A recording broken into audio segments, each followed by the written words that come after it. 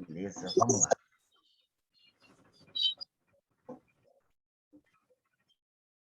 Vamos lá, gente. Olha, hoje nós vamos entrar já entrando e já nos despedindo do nosso Nietzsche. Nós vamos entrar num tópico que é bem importante, que é a figura de Dionísio na obra do Nietzsche. Ela é uma figura importante, complexíssima, bem complexa. Ela tem muitas variações ao longo da obra do Nietzsche, mas ela é muito importante para entender o modo como Nietzsche ele vai propositalmente se apropriar de uma divindade grega, uma divindade muito ambígua no panteão grego, muito ambígua, difícil de entender qual o lugar dela lá, ainda hoje, muito difícil, que ele utiliza como uma espécie de elemento filosófico que permite a ele uma série de propostas. Uma delas é se vincular a história ao seu tempo histórico, de tal modo que a figura de Dionísio, que ele cria a partir dessa figura uma tipologia, permite a Nietzsche uma estratégia combativa. Nietzsche é um combatente, assim, ele entra numa espécie de jogo de guerra e ele se posiciona a favor de certos modos de ser, de certos modos de vida, que são contra-hegemônicos. E ele vê isso a partir da figura de Dionísio na Grécia Antiga. Então, nesse projeto, no momento final da obra dele, onde ele tem como um dos projetos centrais, o que nós já vimos aqui ser a genealogia, o Nietzsche utiliza-se de Dionísio para fazer frente às hegemonias do seu tempo. Por outro lado, a noção de Dionísio permite a gente a pensar muitas aspas, o que eu vou dizer, uma teologia nietzschiana. O Nietzsche diz no livro Para Além de Bem e Mal, diz com todas as letras, que Dionísio é um deus e se contrapõe ao ateísmo moderno. Ele lembra as pessoas, olha, quero dizer que eu sou o único discípulo de Dionísio, e Dionísio é um deus. Quer dizer, gente, olha, não venha com esse negócio de que eu sou ateu, não, de que eu estou comprando a ideia de ateísmo, não, Dionísio é um deus. Então, de certa maneira, a figura de Dionísio permite a gente não só entender os projetos filosóficos de Nietzsche, o que é algo extremamente importante. Nietzsche tem projetos filosóficos, ele quer fazer alguma coisa com os seus conceitos, com os seus pensamentos, que essa alguma coisa está dentro dos seus projetos. Então, a genealogia, por exemplo, é um projeto nietzschiano, mas, ao mesmo tempo, permite a gente entender que, a partir da noção de morte de Deus, surge uma ideia de divindade que é muito específica na história da filosofia. E essa nova ideia de divindade, ela é, de alguma maneira, operacionalizada por Nietzsche por meio da noção de Dionísio. Então, o que nós vamos ver hoje é isso. É exatamente como que Nietzsche ele se apropria da figura de Dionísio na obra, ao longo da obra dele, mas sobretudo na obra madura, e transforma uma figura teológica num elemento filosófico dentro de um projeto dele. E essa noção de Dionísio, ela vai abrir um outro campo de possibilidade de entender o problema da divindade. Então, é isso que nos interessa hoje aqui. Já estou dizendo para vocês que esse tipo de pesquisa na obra do Nietzsche é muito complexa. Tem uma dissertação de mestrado que foi publicada pelo GEM. GEM significa Grupo de Estudos de Nietzsche, que é organizado pela Scarlett Martin, professora da USP. Então, tem uma coleção de teses, dissertações que são publicadas por esse grupo, e que você, não sei agora como é que está, parece que esse projeto parou já há alguns anos, mas era um projeto bem legal, tinham teses bem interessantes. Uma das teses chama-se As Máscaras de Dionísio, e é sobre a variação da noção de Dionísio na obra do Nietzsche. Então, você lê lá uma dissertação de mestrado, acho que tem 200 páginas, mais ou menos, um tamanho bom para ler, é fácil, e mostra como é que a noção de Dionísio vai variando ao longo da obra de Nietzsche. Também tem um texto clássico de um francês que deu aula na USP uma época, chamado Gérard Lebrun, né? Se escreve Lebrun, Gérard Lebrun, que se chama Quem é Dionísio? Quem é Dionísio? Ele é também um estudioso de Nietzsche e de outros autores também, mas ele mostra a variação da noção de Dionísio na obra do Nietzsche. E você vê, quem for ler, vê a complexidade dessa variação, né? Então, o que eu estou dizendo, 2 textinhos, só para vocês terem noção de que o tema não é um tema fácil. Então, e a gente não vai dar conta nele, nem se a gente desse um curso inteiro sobre ele. Então, hoje, não vou dar conta mesmo, mas eu vou fazer uns recortes que nos interessam aqui para o curso. Então, só para a gente retomar, nós viemos da morte de Deus e nós vimos como é que o signo Deus para Nietzsche assume o significado de um plano de transcendência metafísica. Então, toda transcendência metafísica para Nietzsche é Deus. Essa é a primeira coisa. Todo pensamento que trabalhe binariamente tem Deus. Essa é a segunda questão. Porque a noção de Deus ela promove uma hierarquia entre um elemento considerado fundamental e o outro elemento considerado fundamentado. Um elemento considerado originário, o outro elemento considerado originado. Então, essas dicotomias binárias ocidentais, todas trabalham com algum elemento que assume a função de Deus.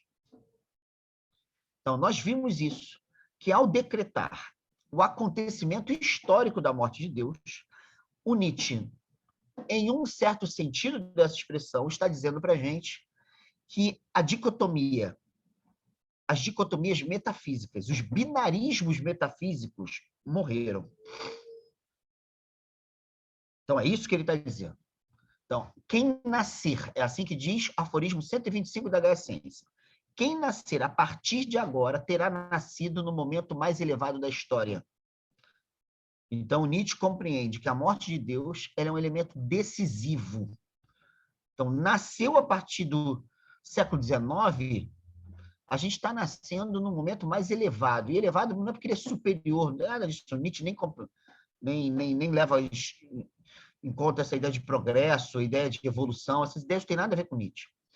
Então, ao nascer nesse momento, a gente está nascendo no momento, no ápice do desdobramento da história do Ocidente, que é colocar em xeque as suas próprias bases. Então, esse é o momento mais decisivo. Se a gente fosse aqui só estudar um tempo inteiro só o que é a morte de Deus, eu traria para vocês vários outros textos de Nietzsche, vários.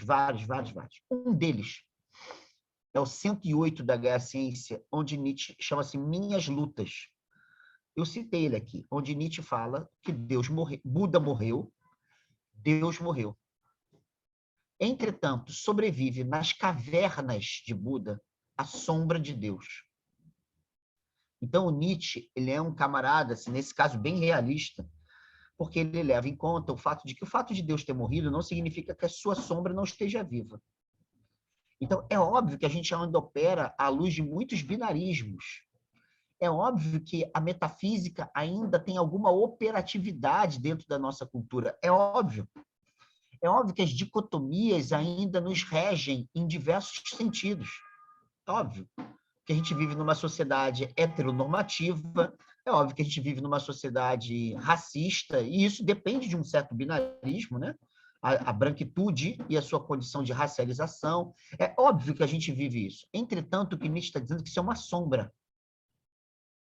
E que até a sombra precisa ser superada. É assim que ele diz lá. Nós não vamos tratar desse problema na obra do Nietzsche, mas já estou mencionando como é que é uma questão complexa para ele. Por outro lado, o fato de Deus ter morrido abre para a gente uma exigência. Repensar experiências religiosas para além dos eixos binários que orientaram a tradição filosófica ocidental. Então, nós vimos como é que a noção de morte de Deus abre para Nietzsche um campo interpretativo radicalmente novo. Nesse campo interpretativo, a noção de vida ou de existência para Nietzsche vai ser compreendida à luz desse conceito, que é bem também polêmico e problemático, chamado vontade de poder. Nesse conceito, o Nietzsche está caracterizando a realidade como um complexo relacional. Ou seja, se Deus morreu, uma das dicotomias ocidentais, ela era referente à divisão entre pluralidade e unidade. Nós, ocidentais, sempre pensamos isso. Qual é a unidade que dá sustentação à pluralidade? Então, é o binarismo uno e múltiplo.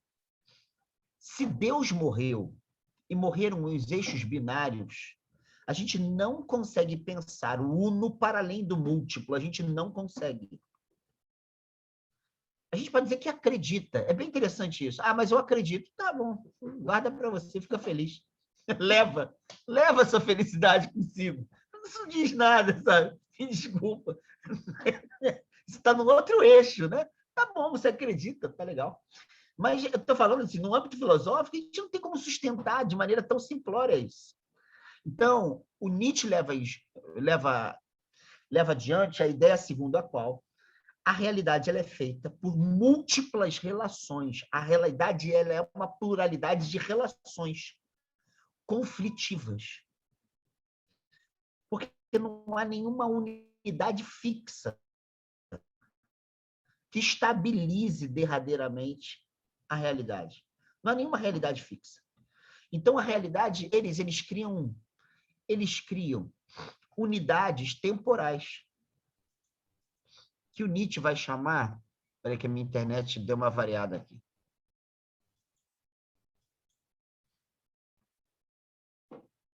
Pronto, voltou. Nietzsche vai chamar essa unidade de arranjo.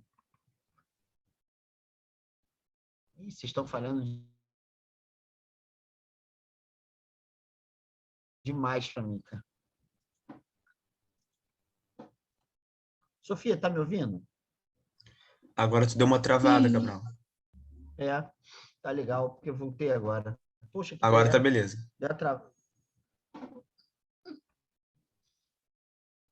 Ó, de novo aqui.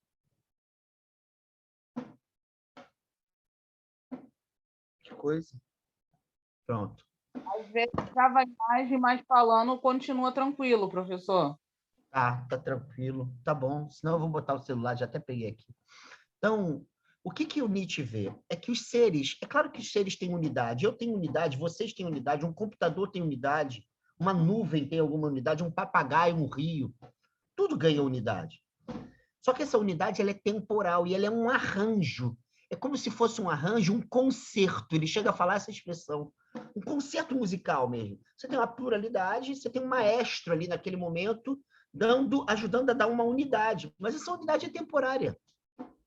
Entende? Então, o Nietzsche ele vai criar esse conceito de vontade de poder para tentar dar conta de um problema bem sério. A vida, todos os seres são dotados de uma unidade que resulta de um arranjo da pluralidade. Resulta. Não é a fonte, é o resultado. E esses elementos plurais, que ele vai chamar de forças, pulsões, perspectivas, ele tem vários termos. Vontades de poder no plural. Esses elementos, eles mostram que a matriz da vida é a pluralidade relacional. É isso. Mas toda vida exige a criação de uma unidade, mas sempre aberta à entrada de novas relações. Sempre. Então, isso significa que qualquer vida, qualquer existência, por um lado, é composta pela multiplicidade. Por outra, é fabricadora de unidade. Portanto, todos os seres eles devem fabricar a sua singularidade. Por outro lado, não há uma base fixa. Essa unidade ela não é eterna. Consequentemente, essa unidade ela está em devir. Ela é transitória. Ela está em devir. Então, de alguma maneira, o Nietzsche está dizendo para a gente, olha, existem outras características aqui, vou deixar de lado, mas qualquer existência é marcada simultaneamente por pluralidade, singularidade e devir. A gente poderia colocar outros elementos que vão aparecer ao longo da caracterização da obra. Se a existência é dotada de devir, ela é finita. Se ela é finita, ela é mortal. Se ela é mortal, ela é temporal. Eu já citei vários elementos aqui. Então, a gente pode dizer, no conceito de vontade de poder, nós temos singularidade, produzida pela pluralidade, em relação conflitiva, que está aberta para o processo de devir, é marcada pela temporalidade, finitude, mortalidade. Entendem? Olha, estou dizendo isso, tem vários outros aspectos. Só para ajudar a gente. O que acontece, então, é que, se não há uma base estável para a existência, para a vontade de poder, não tem nada fixo, acontece um fenômeno muito estranho. No caso do vivente humano, do ser humano, é possível que a vida humana ela se estabeleça contra a dinâmica propriamente dita da vontade de poder. Nenhuma exigência, nenhuma necessidade. A vida não tem nenhuma necessidade. Não tem nenhuma lei que impele a isso, aquilo outro.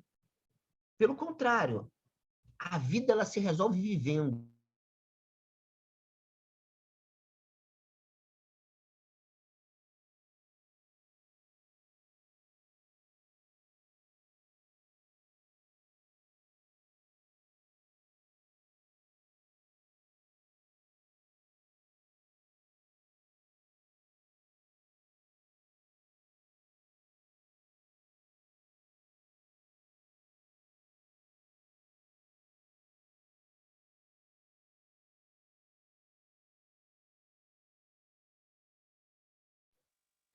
Ih, travou legal agora.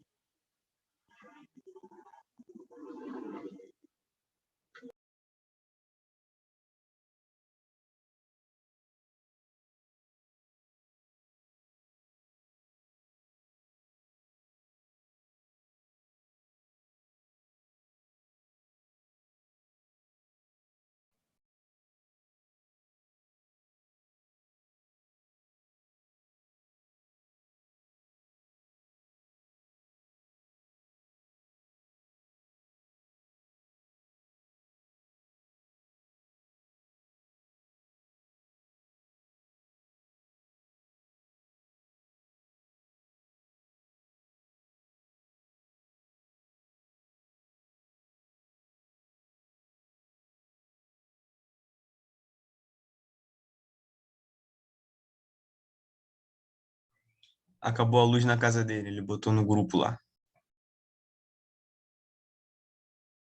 Tadinho. Ai, Caramba! Ai, meu Deus.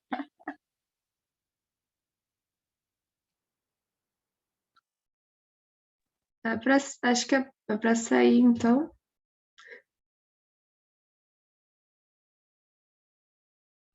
Dá aula aí pra gente, Sofia.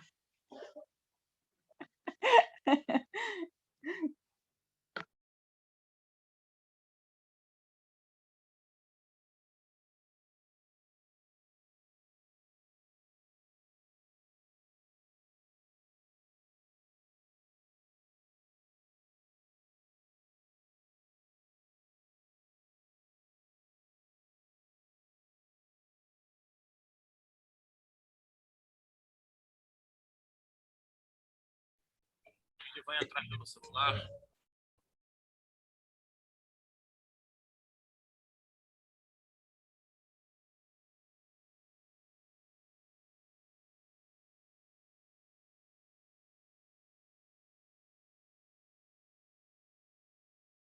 João, você tem que deixar ele entrar, eu Eu acho. acabei de liberar ele aqui, ele falou no WhatsApp. Aqui. Fala, professor.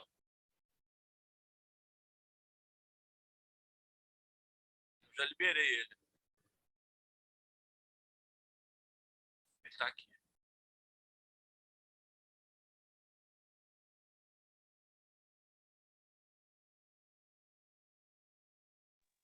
Libera o professor, anfitrião. Já liberei.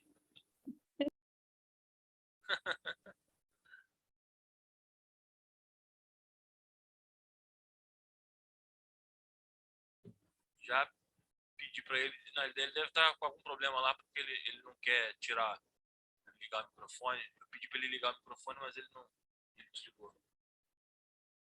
Tá falando alguma coisa lá. Será que o professor mora na Zona Sul e está acabando a luz em vários lugares? Meu Deus, acaba a luz na Zona Sul, mas aqui em Campo Grande não acaba. Nem a internet acaba aqui. Pô, mas aí, né? O mundo dos milícias, né, filho? Quero ver terminar. Acabar com Aqui, isso. aqui é periferia, né? Aqui tudo dá errado. Aqui é a lei do caos. Ai, é mesmo. Aí Tô rindo, mas é pra chorar. Zona É Sul foda. é ordem, é apolíneo, é tudo certinho. Aqui é dionisíaco, vinho, embriaguez, maluquice, loucura. Tiro, porrada de bomba. Tiro, porrada e bomba. Aqui é isso, né? Ah,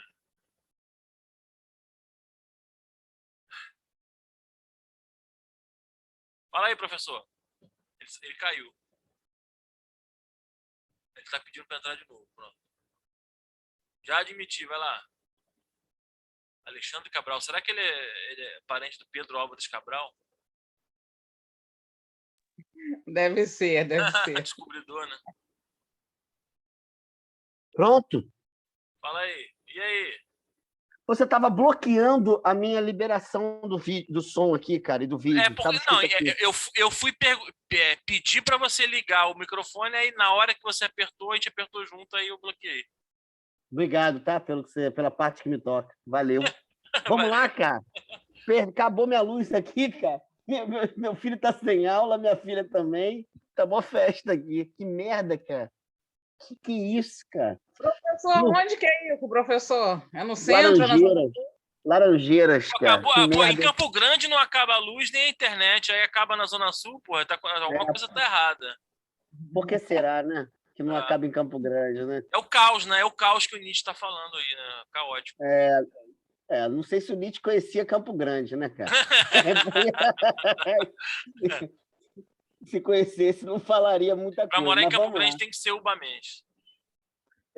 Tem mesmo. Vamos lá. Olha, então, o que eu estava querendo ler. Oi, Oi, bom dia, professor. bom dia.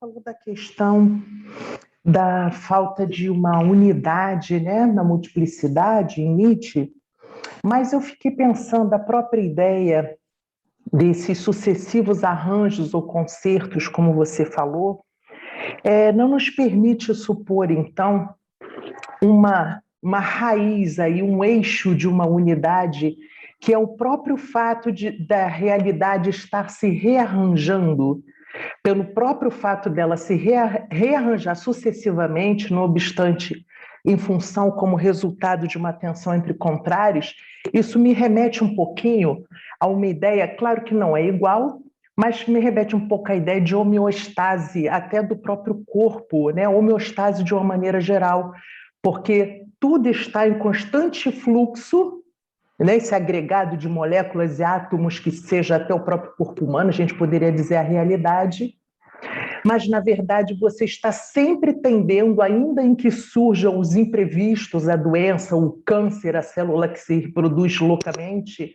algo que é agressivo o organismo e põe em xeque toda a ordem, mas você está sempre fazendo um novo rearranjo. Eu acho que a ideia de arranjo, novos arranjos, rearranjos, concertos, já são uma pista de uma unidade que subjaz por detrás disso. Não, para Nietzsche, não. Inclusive, essa noção de homeostase para Nietzsche é muito estranha, porque ela é uma metafísica. Isso que, Márcia, você está certa, assim. A gente pode tentar olhar para isso, né, e falar assim, olha, mas não tem um rearranjamento, isso não é uma espécie de lei, não. Não tem nenhuma lei. Para Nietzsche, não tem nenhuma lei a priori, nenhuma unidade a priori. Sempre a priori, hein? Então, já que Deus morreu, a priori não há nada que marque. O arranjo, ele decide a cada vez o seu sentido, a cada vez. Isso significa, por isso que eu estava querendo dizer o seguinte, que no caso do ser humano, isso fica bem evidente, porque é possível a dinâmica da vida não acontecer no ser humano segundo ela mesma. Ou seja, o ser humano é esse ser muito, para ele, muito estranho, que ele pode existir de maneira contrária ao modo do próprio existir. E como é que é o modo do próprio existir? O ser humano ele consegue existir sem suportar a pluralidade. Ele consegue existir criando unidades fixas e absolutas. Ele consegue existir sem querer entrar em transição, sem querer afirmar o devir. Ele consegue existir com medo da finitude. Ele consegue existir rebaixando a finitude em nome de uma eternidade. O ser humano ele consegue viver sem suportar o tempo. Olha que loucura! Para Nietzsche isso é uma loucura. Uma barata não consegue isso, uma pedra não consegue isso, o rio não consegue isso, uma ameixa não consegue isso, o ser humano consegue. Então, tem alguma coisa no ser humano que ele traz consigo, ou seja, a vida acontece no ser humano de uma maneira tal que é possível a vida ser contra si própria e mesmo assim continuar existindo. Isso, o Nietzsche diz que chama-se de contradição fisiológica, lá na Genealogia da Moral. Isso, para Nietzsche, a gente tem que se espantar. Como é possível isso? Entende? Por que é possível isso? Porque não há nenhuma lei a priori na vida, nenhuma lei a priori da vida. Por isso a vida pode acontecer contra a sua dinâmica mais afirmativa, mais própria. Então, nesse caso, não há nenhuma... O fato da vida criar unidades não nos faz depender daí de uma lei, porque tem muitas vidas. Isso é a coisa mais comum no nosso tempo, por exemplo, que é o Nietzsche está querendo caracterizar num certo momento na sua obra, né? O que a gente chama de contemporaneidade. O Nietzsche diz que no nosso tempo é muito comum ninguém afirmar a pluralidade. A gente experimentar a pluralidade como fragmentação. O Nietzsche tem um texto no Zaratustra, conhecido, chamado Da Redenção, em que o Zaratustra está numa ponte, olhando para a história do Ocidente inteiro.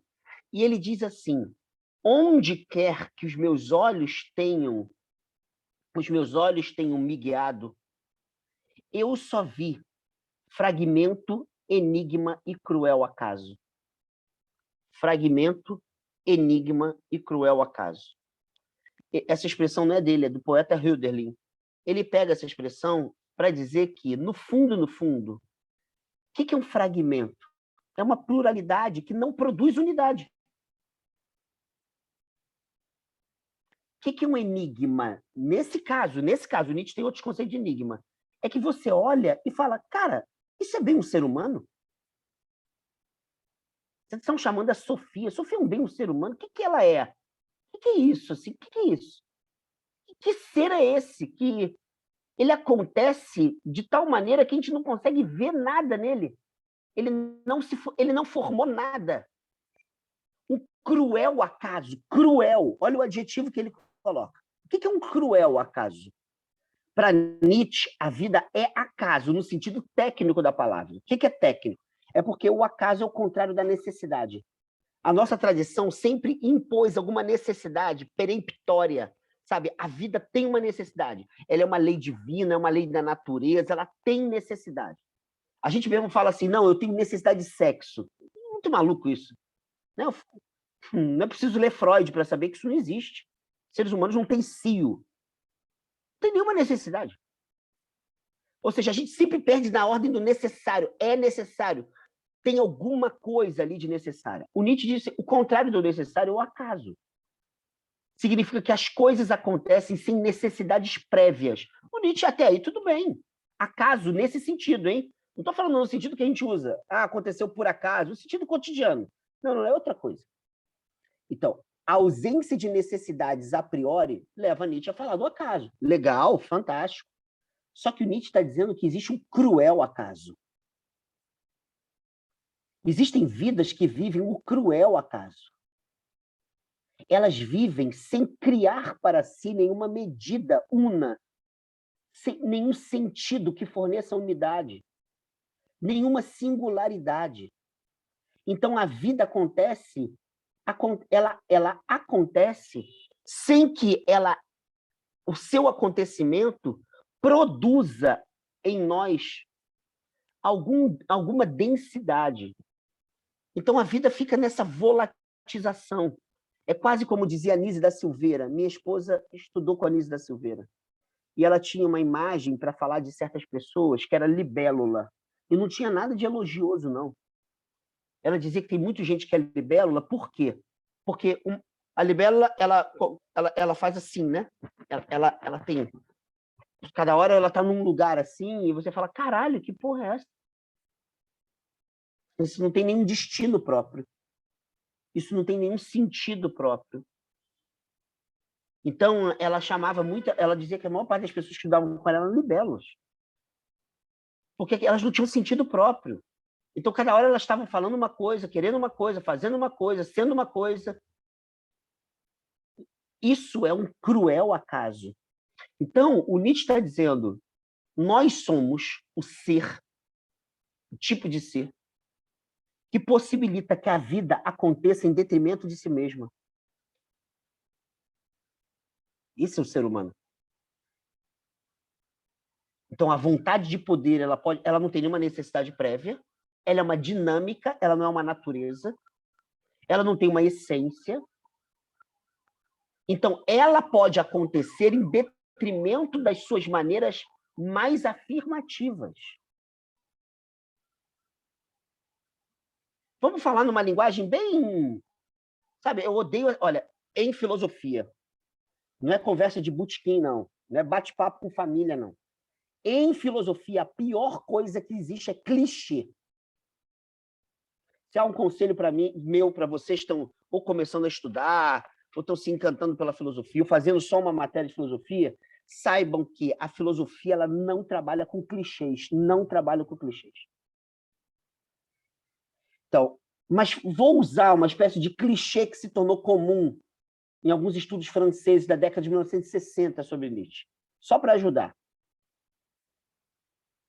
É como se o Nietzsche estivesse dizendo o seguinte, olha, a vida, ela acontece muitas vezes e se estabelece e se perpetua de modo desvitalizado. Isso é possível. A vida resolve a si mesma sob o modo da desvitalização. Entende? É isso que o Nietzsche está dizendo. É possível a vida acontecer em detrimento de si. E por isso é que a vida ela não pode ser olhada no sentido de uma lei, de uma regra, de uma essência. Não é isso, não interessa ao Nietzsche. Interessa ao Nietzsche é descrever a vida no acontecimento de um certo vivente. Esse vivente, a vida, ela não é individual nesse sentido que a gente imagina. Ela acontece num casamento, ela acontece numa família, ela acontece num time de futebol. A vida, no Nietzsche, a noção de vontade de poder, ela ganha contornos que podem ser um indivíduo, um povo, uma religião, uma instituição, entendeu? Ela não é só um indivíduo humano, essa visão um pouco burguesa. Não, não, não. Ela é uma dinâmica que anima um casamento. Ela é uma dinâmica que anima uma família, uma amizade. Então, de novo, ela é uma dinâmica relacional. Interessa ao Nietzsche descrever qualitativamente a vida. Como ela está acontecendo.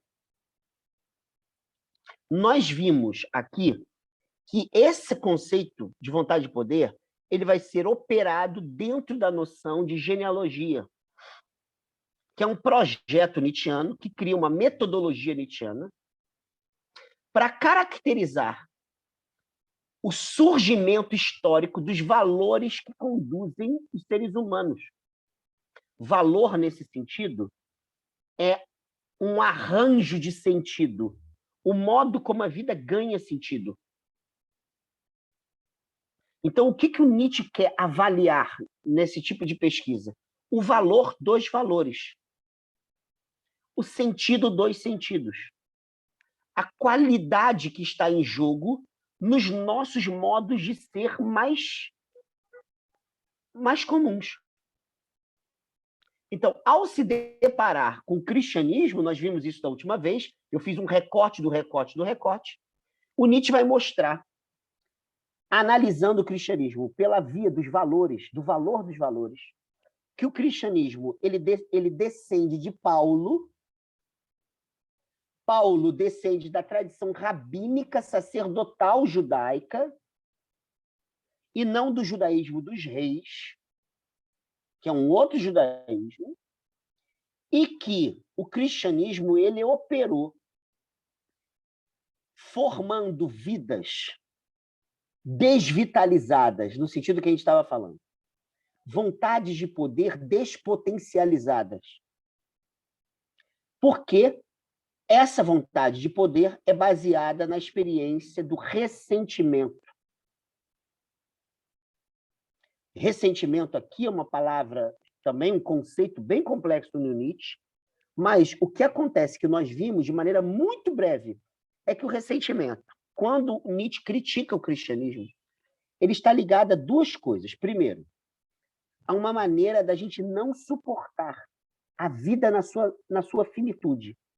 E a gente se ressente, não com as pessoas somente, mas a gente se ressente com a própria vida.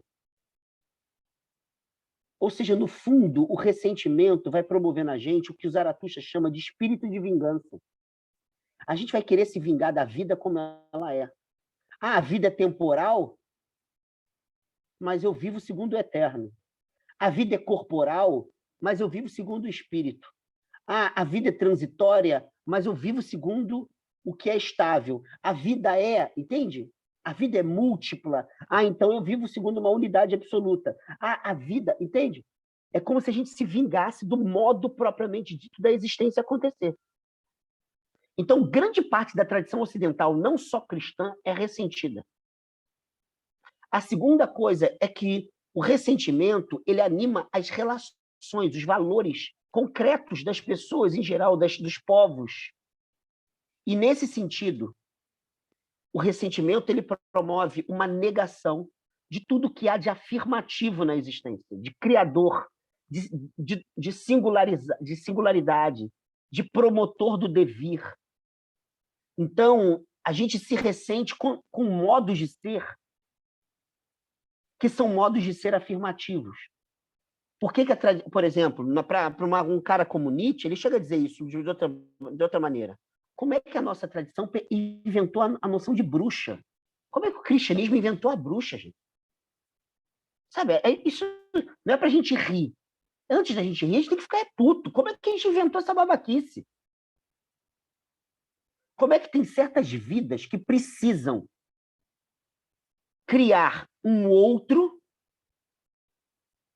Peraí, João, depois eu não consigo ler toda a mensagem aqui, depois eu leio. Como é que a gente tem vidas que precisam negar o outro, e esse outro, ao ser negado, fornece a essas vidas as suas próprias estabilidades? Ela está sempre se voltando contra. Ela está sempre elegendo um inimigo à luz do qual ela vai se afirmar em detrimento do outro. O Nietzsche diz isso, olha, isso é o tipo hegemônico cristão. Ele inventou o judeu como assassino de Jesus e viveu 2 milênios perseguindo judeus. Ele inventou a figura do pagão e passou 2 milênios perseguindo pagãos. E pagãs, sabe? É assim.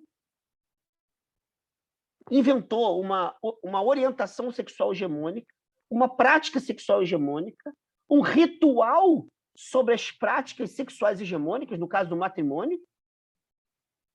Cara, e saiu perseguindo 2000 anos de práticas consideradas heterodoxas. Espera aí, tem alguma coisa estranha aí? É isso que o Nietzsche está dizendo. Que tipo de valor é esse?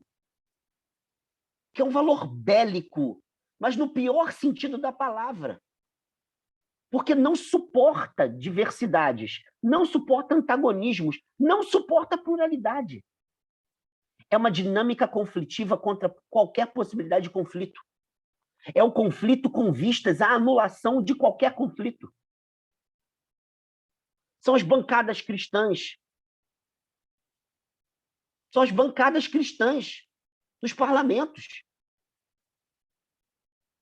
Sabe, afirma-se como maioria democrática para anular qualquer possibilidade de antagonismo.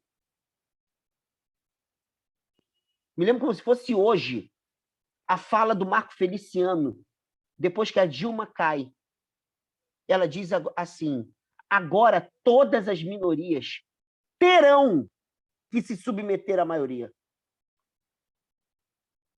Como assim? De que ele está falando? Isso é um ressentimento do cacete. Isso significa, cara, que a heterossexualidade, sob o comando valorativo cristão, ela só se afirma em detrimento de qualquer orientação sexual não normativa. Ela tem sempre que voltar para esses inimigos, que o Nietzsche vai chamar, na genealogia da moral, de inimigos imaginários. É isso mesmo. Não importa se nunca existiu comunismo no sentido marxiano no planeta Terra. Importante é que o tipo do comunista ele é um tipo a ser combatido para que uma certa hegemonia se estabeleça no país. Então esse voltar-se contra, o Nietzsche vai dizer, isso é o motor da tradição cristã, ela é ressentida. A divindade cristã é uma divindade que assume o plano da eternidade, sempre em detrimento do corpo, em detrimento do tempo, em detrimento da finitude, em detrimento da morte. Porra, o Nietzsche vai ridicularizar uma sentença que não tem esse sentido, diga-se de passagem, de Paulo, da Epístola aos Romanos, muito conhecida, que diz: o salário do pecado é a morte. Como é que isso foi traduzido ao longo da tradição cristã hegemônica? As pessoas falecem por causa da culpa derivada do pecado. A noção de Santo Agostinho, aliás, Santo Agostinho que criou essa noção de pecado original, todos e todas já nascem pecadores e pecadoras. A culpa é a nossa condição histórica. Significa que viver é ter dívida. Isso é um a priori. Entende? Por isso esses discursos cristãos. Temos que evoluir, temos que ser salvos, temos que não sei o que lá. Temos. Por quê? Porque existe o imperativo da culpa. E culpa, em alemão, Schuld, é uma palavra que significa débito, falta ou dívida. A nossa condição, a gente já nasce. Não é uma escolha. Não é o que a gente faz. A gente já nasce em dívida. A gente já nasce. E a gente pode aqui desdobrar isso para vários pensamentos que vieram a reboque disso. Séculos XVIII, XIX, né? Se a gente atribuir a nossa falta a uma vida pretérita, nasceu é devedor. Nasceu é devedor. Entende? O Nietzsche olha para isso e fala assim, mas peraí, qual o significado dessa divindade? O significado existencial dessa divindade. Ou seja, essa divindade é que valor em nós? Que modos de ser formam essa divindade em nós? O modo de ser ressentido, culpado, vingativo, persecutório. Entende? Nietzsche vai dizer, Jesus não tem nada a ver com essa parada. Ressentimento tem nada a ver com Jesus. O amor era a única palavra, vai dizer ele.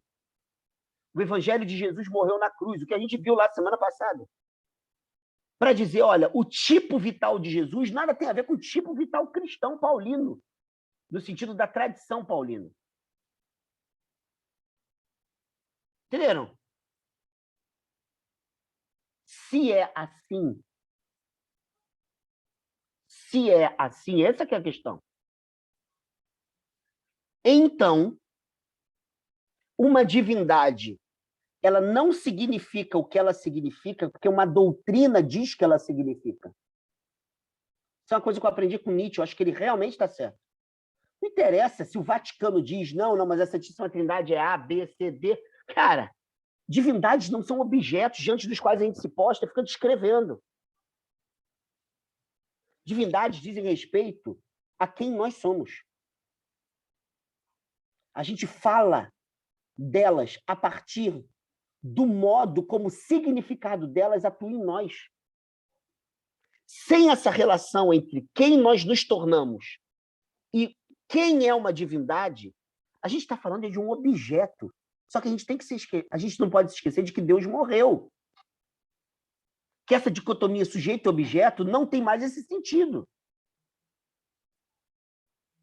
E que, portanto, falar de uma divindade agora é falar dos modos de ser aos quais ela está atrelada visceralmente. Divindade agora torna-se valor. Torna-se sentido. Atua nos modos de ser que exercemos. Entendem? Então, diante disso, o Nietzsche vai se deparar com a famosa divindade Dionísio da Grécia. Uma divindade muito problemática na época dele, dos estudos filológicos, desde o século XVIII. Porque essa divindade, ninguém sabe como ela chega à Grécia. Acham que ela é estrangeira. E ela é realmente, assim, estranha. O Nietzsche diz, na primeira obra publicada dele, em 1871, Nascimento da Tragédia, o Nietzsche diz que a experiência dionisíaca da vida ela vai sofrer várias retaliações dentro da Grécia Antiga. Dentro. Porque o dionisismo puro, por exemplo, as sárcias babilônicas, é devastador e destrutivo.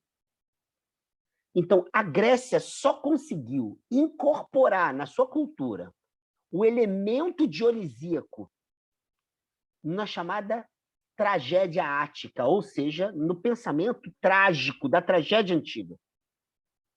Antes disso, toda divindade que lembrava ao dionisismo, a Grécia, vou usar a expressão psicanalítica, recalcou, reprimiu. Por exemplo, os titãs, a Grécia reprimiu. As divindades olímpicas venceram os titãs, né? Zeus foi vitorioso. Então, o Olimpo grego já é resultado de uma vitória sobre um conjunto de divindades que eram experimentadas como dilaceradoras. Naquele momento da obra do Nietzsche, eu não vou tratar disso aqui, porque é bem complexo, Nietzsche interpreta todas as divindades do Olimpo, inclusive a obra de Homero, que é baseada na relação com as divindades do Olimpo. Interpretou todas essas divindades como divindades apolíneas. É o famoso princípio apolíneo. Apolo é uma divindade solar, ou seja, símbolo de Apolo é o Sol. Ela é uma divindade da metrificação, ou seja, da produção de medida. É a divindade que produz individuação. É a divindade das formas belas, ou seja, das configurações belas. E, segundo Nietzsche, ela se apresenta nos sonhos, porque nos sonhos, diz o Nietzsche, todos nós somos artistas consumados. O que significa isso? Todos nós somos produtores de formas. No sonho, o que aparece no sonho é uma forma criada por nós. Então, o Nietzsche ele pensa Apolo como a divindade das divindades do Olimpo, muito mais do que Zeus.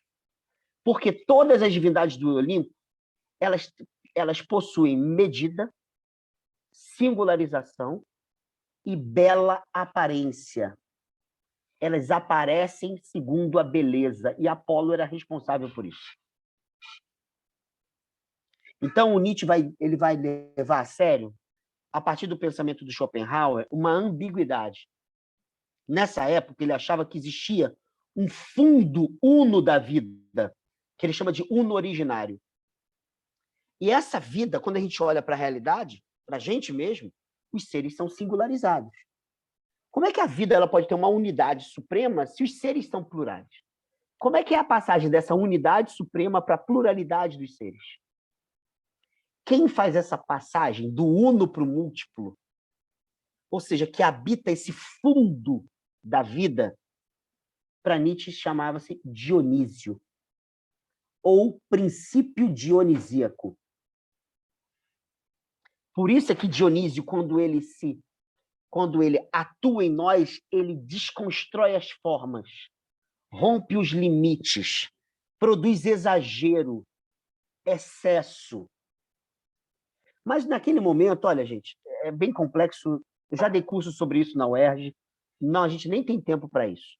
Mas naquele momento, o Nietzsche diz, já na seção número 3 do livro, quer dizer, no início do livro, da Nascimento da Tragédia, ele diz o seguinte: os gregos criaram os seus deuses para que eles pudessem ser espelhos, à luz dos quais eles olhariam para si mesmos e diriam o seguinte: se os deuses vivem isso, então a vida está justificada.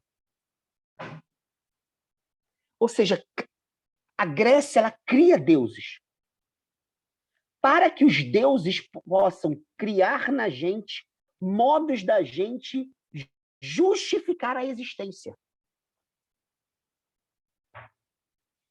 Então, as divindades aparecem para que a gente faça a vida não somente aparecer, mas valer a pena. Então, o que Nietzsche já naquela obra está identificando o surgimento das divindades, seja do Olimpo, seja Dionísio, que, segundo diz o Nietzsche, ele é um deus estrangeiro. Hoje sabe que não é bem assim, mas vai lá, ele é um deus estrangeiro. O Nietzsche está querendo falar que as divindades elas dão voz a um modo como nós podemos encontrar legitimação para a existência. Então, diz o Nietzsche, de maneira brilhante, é esta vida que importa aos deuses gregos. Não é a pureza moral, não é a evolução, não é a salvação, é a legitimação desta vida como ela é. Só que Nietzsche vê na tragédia grega um dado bem interessante. O que a tragédia grega faz? Ela permite, não sei se vocês sabem, a tragédia ela nasce de músicas a Dionísio, cantos a Dionísio, isso é sério. A palavra tragédia significa bode, que era um animal dionisíaco. Então, o Nietzsche sabe dessa história. E o que o Nietzsche diz é que todos os personagens de uma tragédia são figuras apolíneas, ou seja, seres que têm individualidade, métrica, fala própria, tudo isso é apolíneo. Contudo, o que vai dizer o Nietzsche é o seguinte, é que em toda tragédia, há um momento da tragédia, que Aristóteles chamou de catástrofe, onde as formas se desfazem. E, diferentemente do que a gente imagina, eu não sei se vocês já participaram de alguma tragédia, eu já fui, né, a várias apresentações, eu já fiz até resenha para grupos de teatro, sinopses assim, sobre Édipo Rei, Prometeu Acorrentado e tal. E se vocês forem uma tragédia, isso aconteceu com a minha filha. Há 2 anos a minha filha foi ver André Beltrão comigo. André Beltrão estava lá na Antígona, que é uma tragédia pesada pra caralho. Uma mulher vai ser enterrada viva. A filha do Édipo, uma delas. Então, quando você entra na tragédia, você sai impressionante. Ninguém sai mal, assim, ai, que merda, né? Puta, Antígona foi enterrada. Édipo ficou cego, que merda, gente, e agora? Sabe? Outra coisa, ninguém sai culpado. Ninguém sai lamentando, né? Ninguém lamenta, ninguém fala, Ninguém lamenta. porra, vou rever meus atos. Sabe, tenho feito muita merda na vida. Será que eu comi minha mãe um dia? Sabe? Ninguém faz isso. Será que minha mãe é jocasta? Ninguém faz isso. Ou seja, não existe purificação moral na tragédia. Muito louco isso. Muita gente moderna vai achar que tinha, mas hoje sabe que isso não existia, não tinha sentido nenhum. Então, o que o Nietzsche diz, baseado em várias discussões, por exemplo, Goethe e Schiller discutiam isso, tá? Aconteceu uma coisa muito louca na tragédia. A gente entrava em contato com uma dimensão da vida que era de desconstrução mesmo, que era de arrebentar as formas. Mas, ao invés da gente lamentar, porque aquilo ali é uma representação teatral, então o teatro nos fazia entrar em contato com uma dimensão da vida que não se reduz às suas formas, não se reduz ao princípio apolíneo, mas, ao invés da gente lamentar e se destruir, a gente goza, a gente entra em júbilo. A gente faz festa, as pessoas faziam festa nas tragédias. Não sei se vocês já se depararam com isso. Na tragédia, você sai dali, realmente, cara, o Nietzsche está certo. Se vocês já tiveram uma experiência com tragédia grega, você sai dali assim, meio que inebriado, sabe? Parece que você tomou um vinho, está numa festa. Aí você fala, caraca, como é que eu estou fazendo festa se Édipo se fudeu? Se Antígona se fudeu, se Prometeu se fudeu. Se Para nós modernos, isso parece sarcasmo, né? Mas não é bem isso, não. É que nós modernos pensamos a tragédia pela via da interioridade. Não, mas se acontece uma coisa horrível e todo mundo sai comemorando, é a definição de sarcasmo, né? Mas nunca vi. O que eu estou dizendo é que eu nunca vi alguém interpretando assim. Né? Eu estou falando é que muita gente interpretou a tragédia antiga por meio da interioridade. Né? Por exemplo, Kierkegaard. Ele diz que a tragédia moderna é uma tragédia da interioridade, Shakespeare, por exemplo. As tragédias antigas, não. Mas a gente tende a interpretar os antigos pela via da interioridade. E por isso essa ideia de dilema, por isso a ideia de culpa, purificação moral, exame de consciência, sabe? Isso não existia na Grécia. Não, mas essa alegria que tem na tragédia do espectador é para nós que estudamos filosofia, mas o senso comum de hoje vai interpretar isso como sarcasmo. Então, mas o que eu estou dizendo eu não sei, a gente teria que ver como o senso comum interpreta, assim. Eu não saberia, mas tudo bem, eu entendo. Pode ser que possa ter uma interpretação assim, sadismo, sarcasmo. Mas, nesse caso, o que é interessante no Nietzsche é que, como é uma representação teatral, ninguém morre de fato. Então, acontece na tragédia uma espécie de transfiguração apolínea de Dionísio. É como se a gente tivesse contato com esse fundo excessivo da vida, que é Dionísio, através de formas apolíneas, que são as personagens. Então, o que o Nietzsche quer com isso? É dizer que, na tragédia, acontece uma transfiguração que é as imagens apolíneas nos fazem experimentar o fundo dionisíaco da vida sem que a gente tenha que destruir as formas apolíneas da própria vida. Dito de outra maneira, tá? Só para a gente não ficar viajando na maionese, porque para chegar ao assunto que nos interessa aqui hoje. O Nietzsche entende que a tragédia antiga, nesse momento da obra dele, ela é uma afirmação do caráter excessivo da vida, que é Dionísio, por meio das formas delimitadoras, não é limitadoras, hein? Quero distinguir aqui, delimitadoras da vida. Ou seja, toda vida tem alguma configuração. Toda. Entretanto, o excesso que é Dionísio, ele consegue ser experimentado na finitude das configurações apolíneas da vida. Então, eu não preciso destruir a medida apolínea da vida para experimentar o fundo dionisíaco da vida. Eu posso experimentar a profundidade da vida na superfície apolínea da vida. Então, é isso que o Nietzsche está querendo ver na tragédia antiga. Então, o que interessa para a gente em filosofia da religião? É que tem um elemento religioso aí para Nietzsche. Dionísio e Apolo são deuses. E o Nietzsche já disse, deuses através dos quais os gregos viam as suas vidas para fazê-las valer a pena. É isso que está em jogo nas divindades. O poder de afirmação da integralidade da vida. Então, o Nietzsche não está dizendo se uma divindade existe como objeto. Ele está perguntando que tipo de vida está sendo cultivado por meio de uma certa divindade. Em meio à relação Apolo-Dionísio, a vida se afirma ou ela se nega? Entende? Professor, Oi. com licença, desculpa.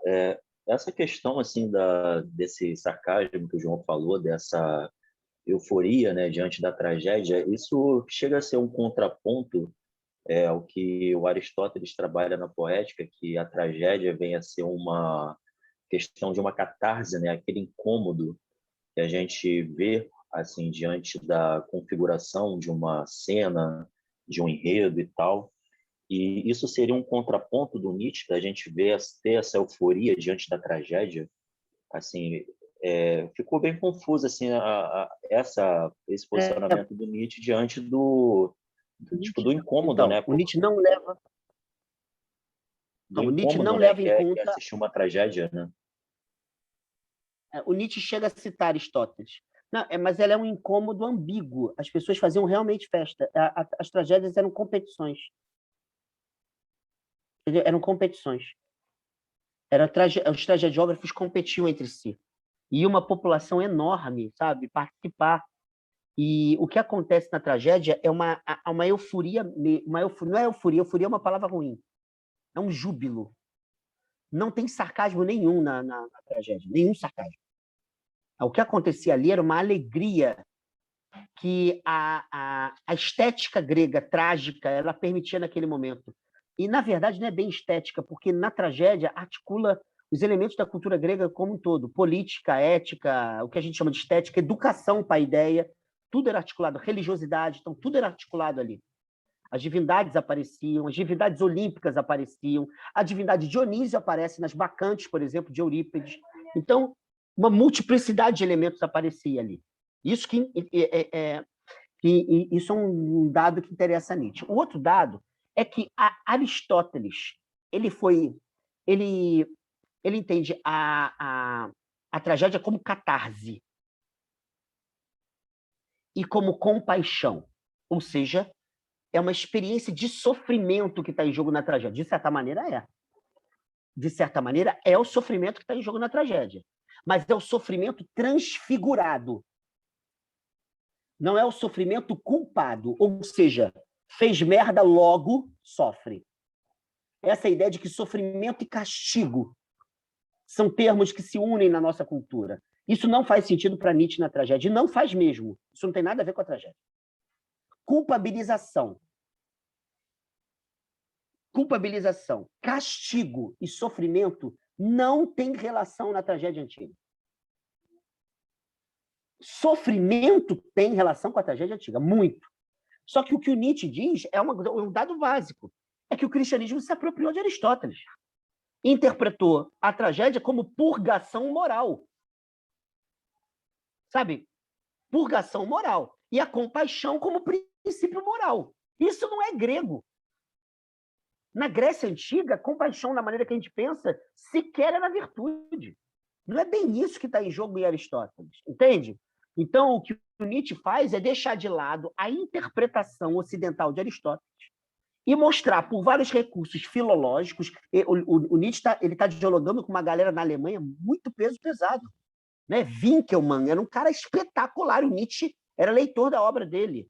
Erwin Rohde, que era um amigo dele, um filólogo extremamente sério nos estudos da tragédia. Jacob Burckhardt, um historiador que também tratou num período da vida dele da Grécia Antiga, mas ele está lidando com Wilamowicz Millendorf, que é um grande filólogo das tragédias gregas no século XIX e que discute com Nietzsche, inclusive vai contra a interpretação do Nietzsche. Ele está lendo uma galera que está estudando esse fenômeno na época. Então, o Nietzsche se depara com a tragédia sabendo que ele está lidando com uma tradição de interpretações muito forte. O que interessa a Nietzsche é destacar um fato, é que, de alguma maneira, a Grécia, através da tragédia grega, se deparou com um sentido afirmativo da dor. A dor não é signo de que falta algo à vida. Essa equação cristã. Estou falando cristã? Eu sou de tradição protestante, não estou falando mal de ninguém em particular.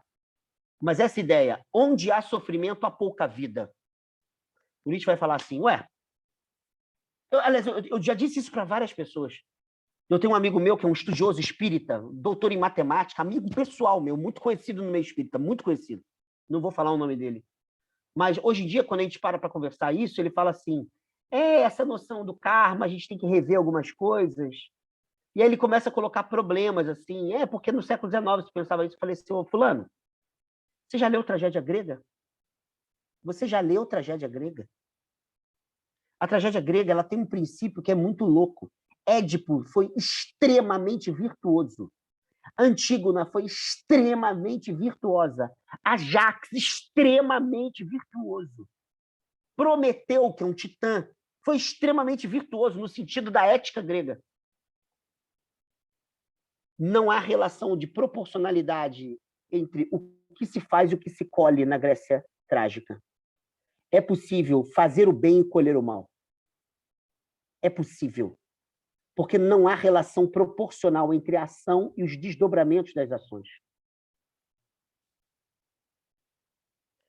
Cara, isso é uma loucura. Toda a nossa moralidade ocidental está baseada no contrário. Está baseada na proporcionalidade entre o fazer e o efeito do fazer. Você está fazendo bem, vai colher o bem. Se não é nessa vida, é numa outra. Cara, isso não tem pé nem cabeça na Grécia Trágica, nem Homérica, mas na Grécia Trágica não tem nenhuma pé nem cabeça. Nenhum. Então, esse conjunto de elementos que a gente, desde o século XVIII, será muito estudado, permite a Nietzsche dizer o seguinte, beleza, mas para que criar uma obra de arte dessa? O que Nietzsche está dizendo é que, através dessa obra de arte, a gente consegue se deparar com a vida sem precisar de nenhum princípio moral a priori de regulação. A vida acontece por inteiro até quando ela se destrói, como na cegueira de Édipo ou no enterro de Antígona. Quando Nietzsche, na obra madura dele, vai abandonar o polo, o binômio Apolo-Dionísio e vai ficar basicamente só com Dionísio. Vez por outra ele fala Apolo e Dionísio, mas é muito raro. Ele vai falar geralmente só Dionísio. Ele já pensa Dionísio como uma divindade que está atrelada ao modo humano de viver, ao modo como a gente lida com a vida. Por isso que ele vai chamar de Dionísio de um tipo afirmativo. Eu vou ler para vocês para terminar a aula hoje. A passagem talvez seja mais importante sobre esse problema. Está num texto que o Nietzsche escreveu nos cadernos dele uma versão e publicou uma outra, mas com o mesmo título. E o título é Dionísio versus o Crucificado. Eu vou ler só a parte que nos interessa aqui, tá? É um texto grande, eu vou ler só uma parte pequena. Diz assim, Dionísio versus o Crucificado. Aí está a oposição. Não é Dionísio e Apolo, é Dionísio crucificado. Aí está a oposição. Não é uma diferença quanto ao martírio. É só que ele tem um outro sentido. A vida mesma, sua eterna fecundidade e retorno, condiciona o tormento, a destruição, a vontade de aniquilamento. No outro caso, o sofrimento, o crucificado como um inocente, vale como objeção contra esta vida, como uma fórmula de sua condenação. Adivinha-se, então, o problema é o do sentido do cristão ou se é um sentido pagão. No primeiro caso, deve ser o caminho, ou seja, o sofrimento deve ser o caminho para que um ser se torne mesmo. O sofrimento deve ser um caminho para que um ser se torne santo. No segundo caso, Dionísio, o ser vale como santo o bastante para justificar ainda uma monstruosidade de sofrimento. O homem trágico afirma o mais acerbo sofrer. Ele é forte, pleno, divinizante o bastante para isso. O cristão nega ainda a sorte mais feliz sobre a terra. Ele é fraco, pobre, deserdado bastante, para que em cada forma ainda sofrer, ele possa com a vida. O Deus na cruz é uma maldição sobre a vida, um dedo apontado para redimir-se dela. Dionísio cortado em pedaços é uma promessa de vida. Eternamente renascerá e voltará da destruição. Vamos lá, só para terminar hoje. O Nietzsche vai falar o seguinte, olha, galera, o que interessa em Dionísio e no crucificado são dois tipos, é assim que ele chama. Dois tipos de vida. Um que transforma o sofrimento como acusação à vida. Se sofremos, logo, não somos plenamente. Se sofremos, a vida é pouca. Se sofremos, a vida acontece pela metade. Se sofremos, não há plenitude. Esse é o primeiro tipo, que é o mais comum, que é o crucificado. O segundo tipo é o seguinte: há no sofrimento a possibilitação da vida acontecer por inteiro. Afirmar o sofrimento é afirmar modos da vida acontecer por inteiro. Isso é dionisíaco. Então, o que o Nietzsche faz nesse momento da obra dele é distinguir os sentidos do sofrimento dados pelo tipo do crucificado ou tipo de Dionísio. Por que o sofrimento? Vocês vão me perguntar. Porque nesse momento da obra do Nietzsche, o Nietzsche diz que o sofrimento ele acompanha o devir da vida. Qualquer vida sofre. Qualquer vida sofre. Aí vocês estavam me sacaneando, voltou a luz. Não voltou minha internet.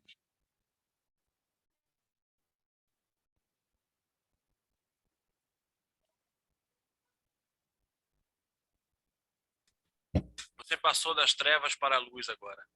Vocês estão me ouvindo, né? Porque aqui deu uma travada. Mas é mais ou menos isso.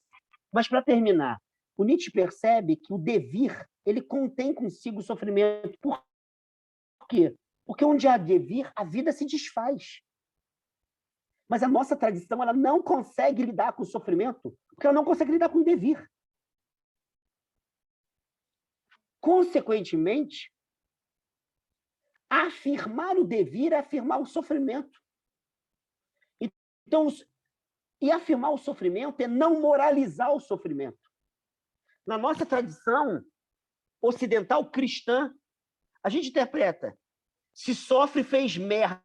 Se fez merda, está sendo punido. Está sendo punido porque é culpado. Então, a gente tem uma cadeia entre sofrimento, culpabilidade e punição.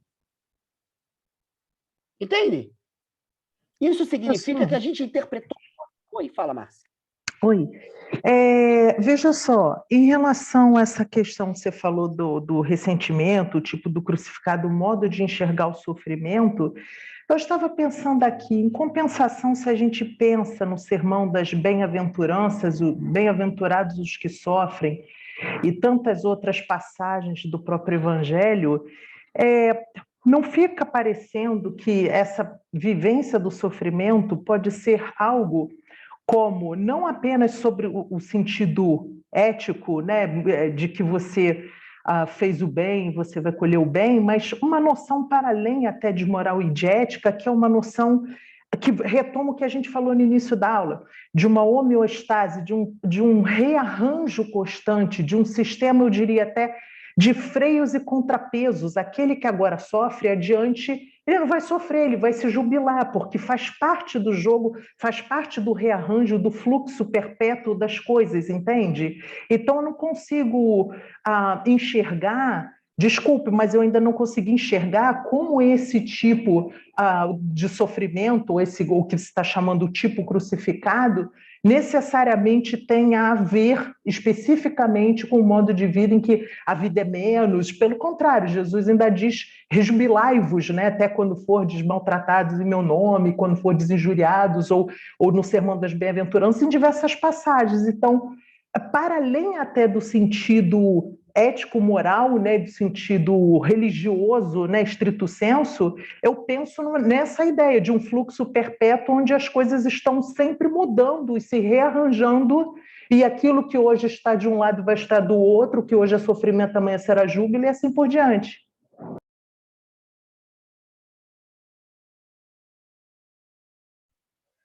Márcia, assim, a gente está pegando trechos, né, do Evangelho para tentar falar. Isso não é tão simples, né? Como é que é a interpretação tradicional desse texto que você falou? Ele é o seguinte: vocês estão sendo perseguidos em meu nome. Olha, grande é o vosso galardão nos céus. É assim que termina. Porque assim fizeram com todos os profetas que vieram antes de vós.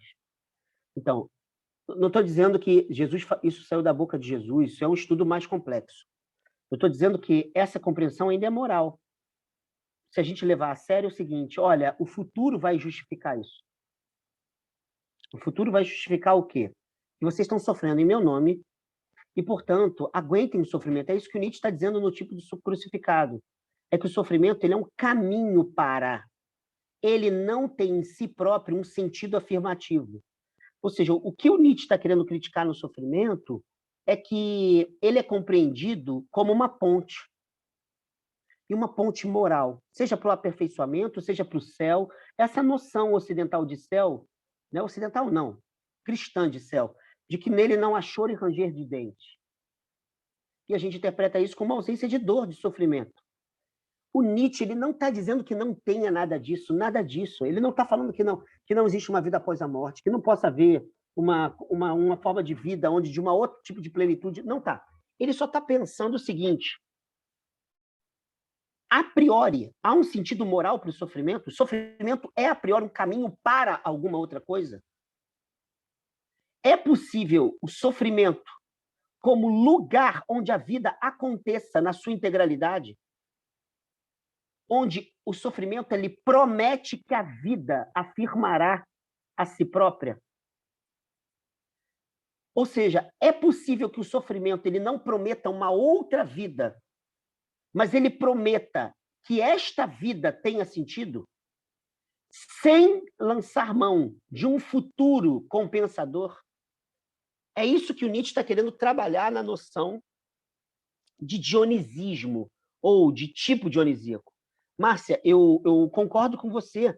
A gente tem que reler Jesus. E eu já disse para vocês alguns estudos muito sérios, depois da crítica nietzschiana, que reavaliam, opa, peraí, isso não é bem Jesus, e papapá. É muito legal.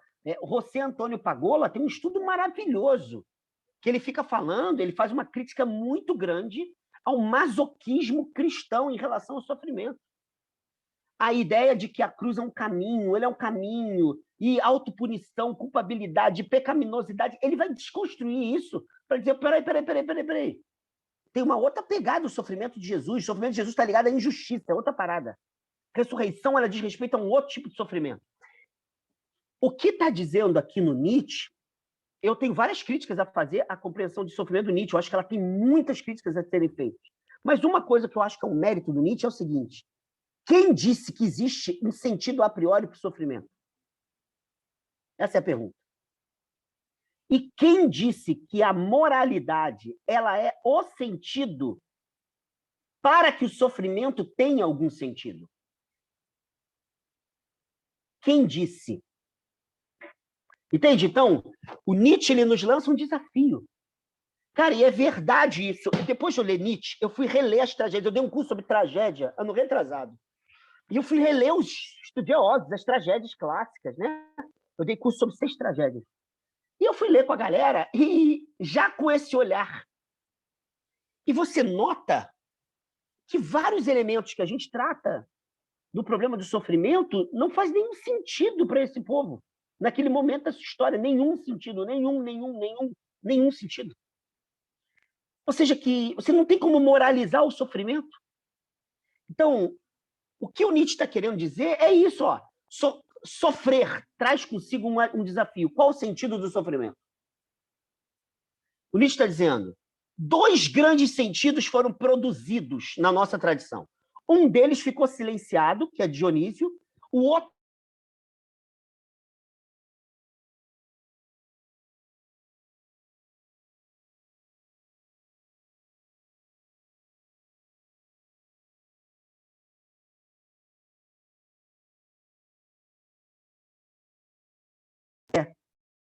ele jamais funcionalizou o sofrimento. Então, a questão é... Sim, porque travou a sua internet. Você parou, há vários elementos que estão relacionados ao sofrimento, não fazem sentido, mas há como moralizar o sofrimento.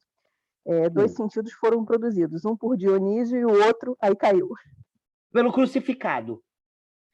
O Dionísio ele é silenciado ao longo da história. O outro é hegemônico. Qual é a preocupação do Nietzsche? É que ele não está dizendo, cara, olha, até Camus concorda com o Nietzsche, diz, claro, você está sofrendo. E você tem uma ideia de céu ou uma ideia de karma, no sentido ocidental da palavra, hein? Karma é muito diferente, hein? Mas vai lá, no sentido ocidental, que tem um aprimoramento moral, uma evolução do espírito, coisas do gênero. Isso traz sentido à vida? É óbvio que isso traz sentido à vida. O problema do Nietzsche não é se traz sentido à vida. O problema do Nietzsche é a experiência do sofrimento. Ela só tem como sentido a funcionalização do sofrimento, ou seja, o sofrimento está em função de... Ele é um caminho para, ele é uma ponte para. Essa é a pergunta do Nietzsche. E o que ele quer dizer, ele quer mostrar que, na noção de Dionísio, ou seja, a experiência trágica da vida, que ele tira da Grécia Antiga, mas ela é uma possibilidade nossa enquanto indivíduo, enquanto população e assim por diante, enquanto cultura, a experiência trágica da vida, ela traz para a gente a possibilidade de não funcionalizar o sofrimento. E essa não funcionalização do sofrimento significa que... Vou usar um exemplo bem básico. Vamos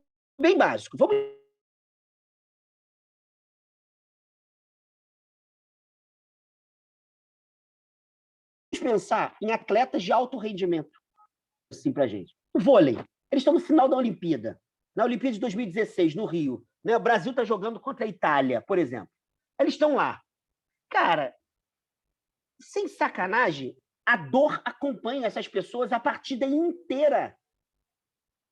Atleta de alto rendimento, cara, eles têm que saber lidar com o sofrimento continuamente. A questão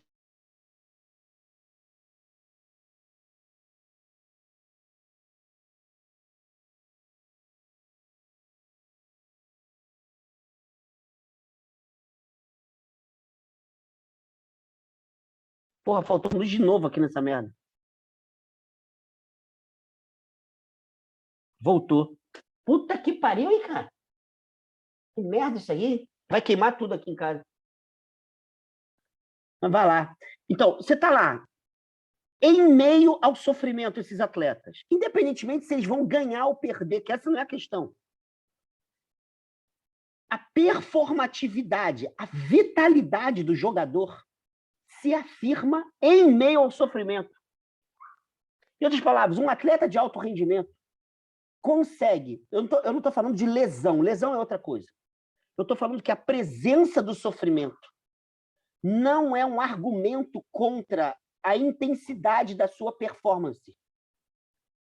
É possível, em meio ao sofrimento, afirmar intensamente a performatividade de um atleta de alto nível.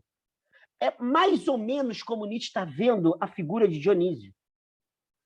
que não funcionaliza o sofrimento, ele não diz, olha, vai ser melhor. Não se preocupa, lá na frente. Ou, não, isso será punido, isso será julgado, isso será abençoado, isso terá prêmios e coisas do gênero. Também não estou dizendo que isso seja ruim, hein? Também não estou dizendo que isso seja ruim. Mas o que ele está dizendo é que houve uma experiência de sofrimento onde o sofrimento não era funcionalizado moralmente. E, portanto, ele prometia a vida. Ele não era sinal de que a vida era pouca. Entende? Então, se a gente está dizendo, lá no Sermão do Monte, capítulo 5 do Evangelho de Mateus, na continuidade das bem-aventuranças, né? No final das bem-aventuranças, está dizendo que grande será o vosso galardão nos céus, a ênfase é o galardão nos céus. O Nietzsche não acha que Jesus tem a ver com isso, mas vai lá. Mesmo que tenha, o que interessa é que, para Nietzsche, não é preciso um galardão nos céus para que haja sentido no sofrimento sem um eixo moral de significação do sofrimento. Entenderam? É isso. Mais ou menos é isso. Não sei se deu para pegar aí. Alguém tem alguma dúvida? Sim, professor, eu diria que isso me faz pensar, eu pensava enquanto você falou, em uma outra ideia que eu acho que pode ser também útil para a gente pensar isso, que é a ideia, por exemplo, de seleção natural, né? Processo em que a gente poderia dizer um sofrimento dos seres que estão nesse processo de seleção, pelo seu deperecimento, adoecimento, né? O processo de seleção natural inclui tudo isso. E apesar de que a gente pode não ver um sentido moral, e a rigor não vai ver um sentido moral nisso, o fato é que, se a gente olha para o momento, a gente está vendo só o sofrimento acontecendo em meio à vida, ou para a própria consecução, realização da vida plena. Mas se você olhar à distância, no anacronismo, no diacronismo, na verdade, você percebe que há, na verdade, essa função, ainda que você possa não atribuir um valor moral. Mas o fato é que o processo de seleção natural pelo qual entes sofrem, adoecem e perecem, na verdade, ele tem sim a distância na diacronicidade uma função, percebe? Acho que pode ser uma ideia útil. Eu acho tudo isso é útil para a gente, assim, e eu acho que a gente tem que estudar isso e levar a sério, caso a gente ache isso implausível. Eu estou meramente me reduzindo ao Nietzsche aqui. O Nietzsche diria o seguinte: o Nietzsche ele é contra a ideia darwiniana e lamarckiana de seleção natural, porque ela pressupõe vários elementos. Um deles é que haja uma lei no processo do devir, que há o aprimoramento. A outra é que o aprimoramento está submetido à ideia de adaptabilidade. O Nietzsche tem vários textos chamados Anti-Darwin, ele publica uns 5 textos com o mesmo título, para dizer que isso é supor uma lei, entende? Com a morte de Deus, essa lei a priori, mesmo que ela aconteça num processo, supor que haja uma seleção natural e a seletividade seja a lei do processo, do devir dos seres em geral, é para Nietzsche ainda um problema ligado a um regramento a priori do devir. Então, claro que a gente pode falar isso se a gente levar a sério uma certa ideia de seleção natural ligada a processos evolutivos, claro. Eu não nego que isso seja plausível para muita gente. No caso do Nietzsche, isso ainda é supor um elemento, um resquício da sombra de Deus, entende? Um resquício que é a ideia de adaptação e aprimoramento que está ligado ao processo evolutivo, né, do Nietzsche, que Darwin, por exemplo, na Evolução das Espécies, coloca isso como uma questão. Então, eu diria o seguinte: a gente pode usar isso, mas isso ainda é uma compreensão funcional do sofrimento. Entende? Então, o que o Nietzsche está querendo é mostrar uma outra possibilidade e repensar o significado de uma divindade pelo modo como ela produz sentido para a vida sem funcionalizar o sofrimento. É isso que ele é isso. É isso. Né? No fundo, é só isso que ele quer. Agora, você está certo, a gente pode trabalhar com isso, né? Mas a gente vai trabalhar com uma outra matriz de compreensão, de interpretação. Não sei se me fiz entender. Sim, perfeitamente, professor. É que eu não tenho, infelizmente, né, o conhecimento de todo o pensamento nietzscheano, mas, de fato, você já tinha citado em relação à própria ideia de seleção natural, etc. Sim, compreendi. Mas, gente, olha, isso aqui é sempre assim. Filosofia é finitude mesmo. Nietzsche não dá conta de tudo. Então, a gente tem que ler outra gente mesmo para tentar compreender, para tentar levar, né, para tentar produzir sentido, né? Então, é claro, tem que estudar aí, tem, né, neo-evolucionistas do século XX, século XXI, quem gosta, né? Tem que entrar aí nessa onda, que é uma coisa bem complexa. Tá? Eu realmente não sou um conhecedor. Agora, Darwin eu li, assim, até por causa das críticas nietzschianas eu tive que ler. Gente, fomos? A gente já está terminando Nietzsche, legal? Semana que vem eu só vou fazer um apanhado do que a gente viu e já vou introduzir, né, o próximo momento do curso. Legal? Professor, Então, oi. Alguma leitura para a gente, para a próxima aula? Deixa eu até ver aqui, só um instantinho que eu tô. Olha, eu vou dar para vocês, eu vou ver se eu consigo o PDF para vocês. É um texto do Rubem Alves chamado Deus Morreu, Viva Deus. É um texto de 1973, é um texto bom pra caramba. Deus Morreu, Viva Deus. É um texto que ele dialoga com Feuerbach, com Nietzsche, com Freud, com Marx, falando das possibilidades que a morte de Deus abre para a ressignificação do discurso religioso. E é um autor brasileiro muito importante, muito importante. Por incrível que pareça, a gente lê pouco, mas ele é um cara muito importante para pensar religião e contemporaneidade. Então,